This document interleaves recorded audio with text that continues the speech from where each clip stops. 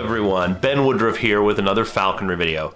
This video I'm going to be sharing a non-traditional technique to help build trust with your bird when they've made a kill on the ground and to try to prevent them from flying off if they've captured prey that's too small. And now I've used this technique on all of my birds. Some need it more than others. I've used it from kestrels to golden eagles. But it's especially valuable with little birds. Merlins, kestrels, sharp-shinned hawks, Cooper's hawks, oplomado falcons. These are all birds that are a little lower down on the food chain when it comes to birds of prey, and they're a little more worried when they're on the ground in open country of being attacked. So let's take a look at the normal scenario. You've got a falcon, it flies along, it knocks a partridge out of the sky, now it's come down to the ground, and it is mantling over this partridge. Let's say you've got a big falcon, a saker, a big female peregrine that is capable of flying away with that prey. So as you approach, the traditional way is to maybe kneel or hunker down or even completely lay down on the ground and reach out with your glove. I love seeing that this is a timeless answer to the problem. When I look back at old Renaissance and medieval photos and literature, paintings, drawings, photos of them, and also Asian falconry, you see a lot of this coming out of China. You will see the falconers leaning out and reaching towards their bird with as low of a profile as possible. So why is that our normal way to do things? Well, a very well-trained bird is used to you. You've built trust. They know that they can count on you, that you're not going to kill them and eat them. But when they are on the ground, in open country, on prey, a lot of that goes out the window. The reason is, there's several reasons. First of all, that when they're flying and chasing, they're in control. They can accelerate, they can back off the thrust, they can land, they can go to the ground, they can come to you. But the second they're on the ground, they've lost control. They have no momentum, and they're on the kill. But the kill might not be dead, and any prey that has been captured by a bird of prey is fighting for its life. We don't think about that much as being a big deal because usually the prey that we have our birds pursue isn't that big compared to us, but compared to them it is. If you ever hunt starlings with a kestrel, it's amazing to see, you know, that starling pinned on the ground reaches up with its feet, and for a kestrel, those claws on a starling's foot are huge, and they're reaching out for the face of that kestrel, trying to fight for their life. So, and it doesn't matter what the species is. Ducks and geese can do a lot of damage. A rabbit can kick and can buck and can scratch. My smallest golden eagle accidentally caught 3 coyotes when we were hunting rabbits. It just saw fur and burn, and he went after that. Those are dangerous situations for the bird. And so their first instinct is, I need to dispatch this prey.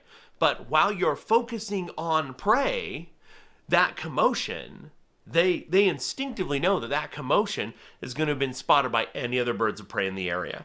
So an eagle, a bigger hawk, an owl could be like, hey, free meal. And while you're focusing on dispatching prey and not getting your eyes clawed out by what you are trying to eat for dinner, they know that anything might come up and try to tackle them.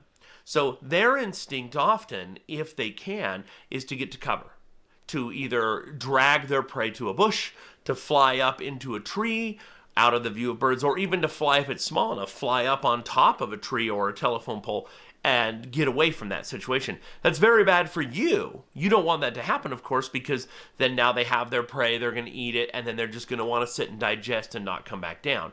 So we want to encourage them to know, hey, guess what? If you make a kill, I will be right there. I will support you. I will fend off any of these other attackers.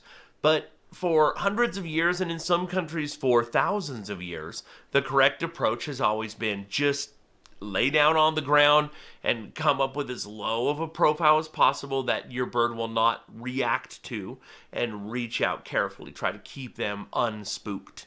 And in some of my other videos, you can see where I talk about, especially the Cooper's Hawk video, I talk about switches. Do they have both feet on the food or only one foot?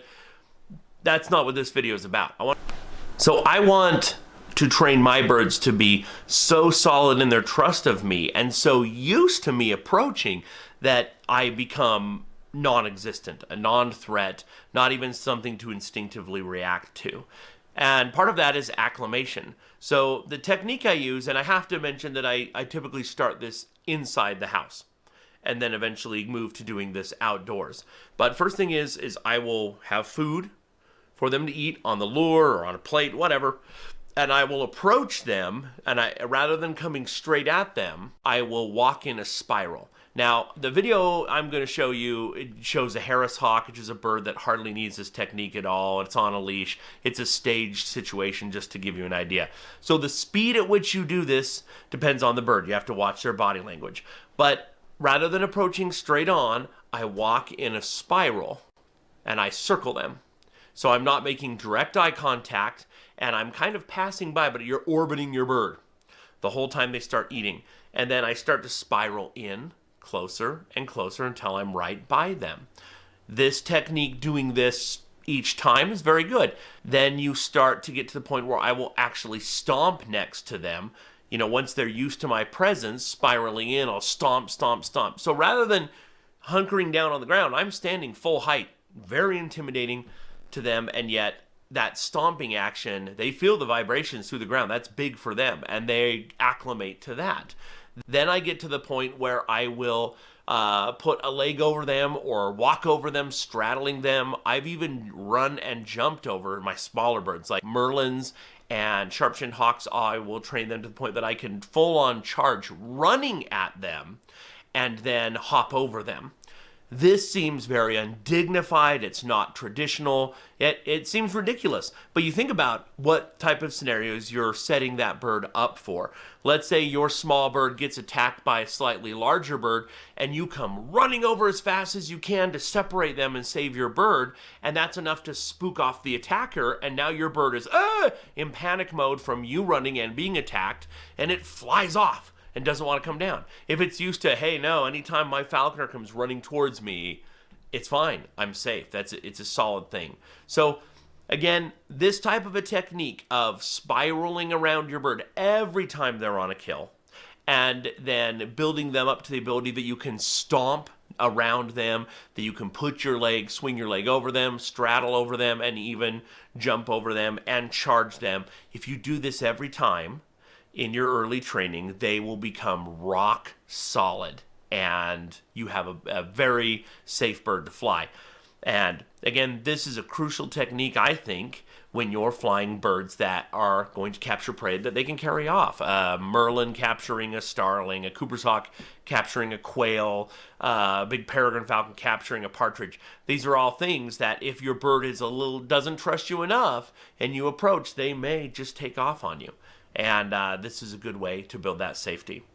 So a simple technique, again, read your bird's body language and do it bit by bit. My video was a demonstration of a bird that's already completely trained, so it's just to give you some sort of a visual. So don't approach exactly as I did in the video. But I hope this technique proves useful to you with whatever bird you are flying, and as always, happy hawking.